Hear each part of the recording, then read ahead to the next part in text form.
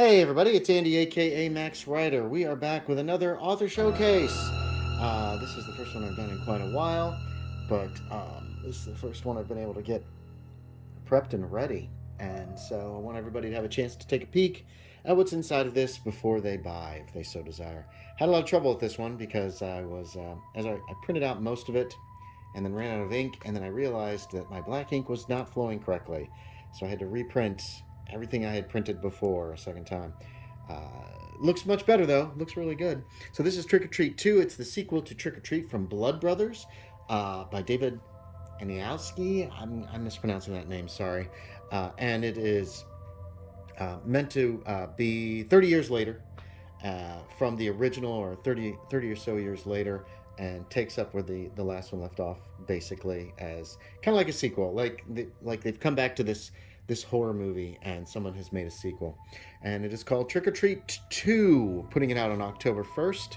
On the inside front cover, you can see other things I've written, a little Happy Halloween here. This is the boilerplate for information. Scott David Anialski. We've got a quote here, Lovecraft, here's my playtesters, didn't have a whole lot. Table of contents, and then a foreword that I talk about Halloween. This foreword is kind of interesting because I also go a little bit into some movies you could watch that are supposed to take place on Halloween, or Halloween has to do with them. But I also go into every Call of Cthulhu scenario I could find from here down that takes place on Halloween or has to do with trick or treat, that kind of thing, specifically that they're supposed to be focused on it. The actual scenario starts on page 7, Trick or Treat 2, or Return of the Scarecrow. Spoilers, by the way. We've got a short introduction, keeper's information, some talk about a sequel, the player's information, why they're actually being involved. This one deals with 15-year-olds at the Lockport, New York school, the high school there, and you're playing kids who stumble across and terrible things happen. Adapting the scenario gives ideas for changing its location, changing its time period, dealing with it potentially down darker trails or something else like that. We've got our dramatis personae, which is some kids from the school, some teachers and staff, more kids that are involved, and a couple of bonus, basically pre-generated characters just in case somebody dies or goes crazy. Our locales in New York, Niagara County, Lockport specifically. There's a little sidebar here with about how towns are set up in New York, towns as opposed to townships in counties, that kind of thing. Some of the nearby hamlets that kids might flee to if everything goes horribly wrong. Then we've got a little information on Lockport High School here, and sunrise and sunset on Halloween and November 1st. Then we jump into the main scenario. It's a typical day at school, but Dylan Van Horn wants to go hang out at this haunted place. Here is a copy of the newspaper article, just in regular print, just in case anyone has difficulty with reading the handout. You've got the rest of the day, what happens to the kids potentially, what research they might be able to actually do on this thing, either at school, via the library, Mr. Pomeroy, or Larry Jinks. Here's the handout 3, which is the original article that appeared back in 1987. The scenario takes place in 2017, 30 years later, but before COVID, so you don't have to deal with that if you don't want to. Larry Jinks has information. He's really interested in this, in the whole massacre that took place 30 years ago, and he actually is a font of information if you befriend him, but he's kind of hard to befriend. There's also some information here on where the kids can go after school, possibly the Lockport Union Sun and Journal or the Lockport Public Library to get some information. And all the houses where the original murders took place in the original Trick or Treat are listed here. Who owns them now? None of these people really know anything about any of this.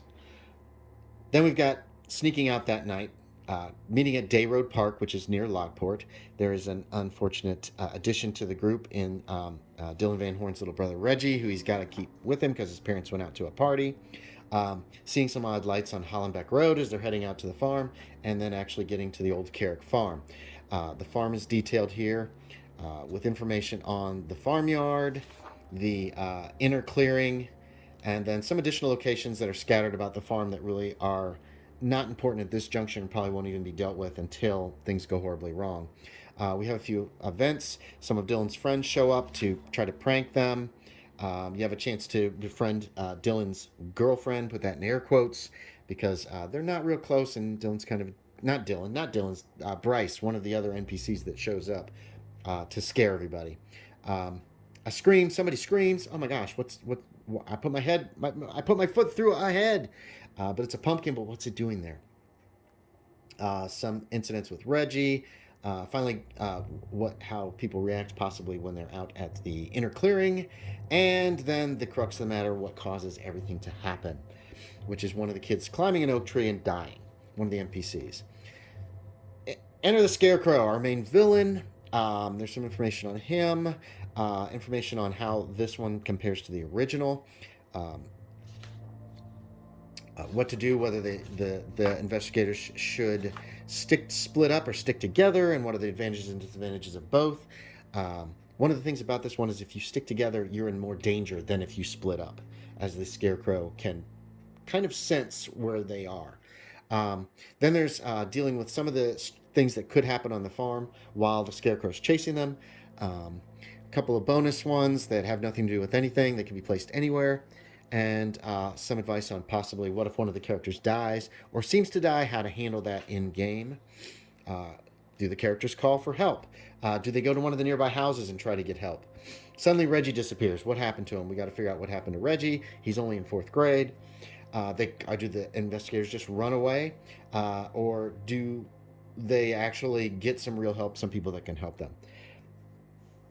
Stopping the horror goes into how to stop the Scarecrow. Is it possible? Destroying the old oak tree, and then whether or not the tree falls is whether or not the investigators are successful, or Scarecrow triumphant, in which case it kills them all.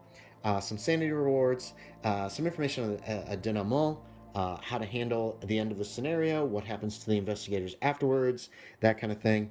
We've got afterward and playtest notes of both the original Trick or Treat and Trick or Treat 2, and a short biography here, or bibliography. Then there's stats for non-player characters. Any of these non-player characters could actually be changed into player characters if the keeper and the player so desire. There's stats for all of them. Everybody pretty much who is involved, including a couple bonus ones over here, like I said. Villains and Foils deals with the Scarecrow and pumpkinlings, as well as the animated dead, zombies, and the old oak tree. We have a new creature for Call of Cthulhu, the pumpkinlings, which are created out of jack-o'-lanterns or pumpkins and kind of move around on the ground like a snake or roll. They're not super effective, but they can be kind of creepy.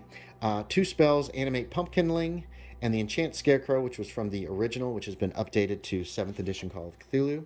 We've got maps, player map of the Lockport area, and then a keeper map of the Lockport area, marked up with all the locations.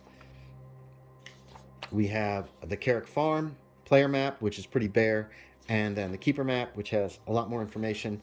Some of the things are on there. All the things are on there that are on the farm, as well as the surrounding areas, kind of detailed just a little bit. We've got our handouts, the 2017 article, a synopsis of Trick or Treat, the book written by one of the people from the original Trick or Treat, and the original newspaper article from 1987. There are NPC pictures for larger pictures for your NPCs. One of the characters has spells, so there's a little handout here for that. The pre-generated investigator pictures, and then you've got just some information. You can hand this out to your players so they can decide who they want to play. And finally, we have 6 pre-generated investigators: Xavier Johnson, Bert Eaton, Madison Temple, Noah Fisher, Kayla Pinkney, and Gabriela Vargas. And these are all students at the local high school. We've got our interior back cover here, a little about the author stuff about me, and then the back cover of Trick or Treat, with a crow, which seems kind of relevant, as Scarecrow is our main villain, although crows do not really play a part in this scenario. So there it is. There is Trick or Treat. If you have an interest, check it out at DriveThruRPG. There's a link in the description below. And thanks for watching. I will talk to y'all next time.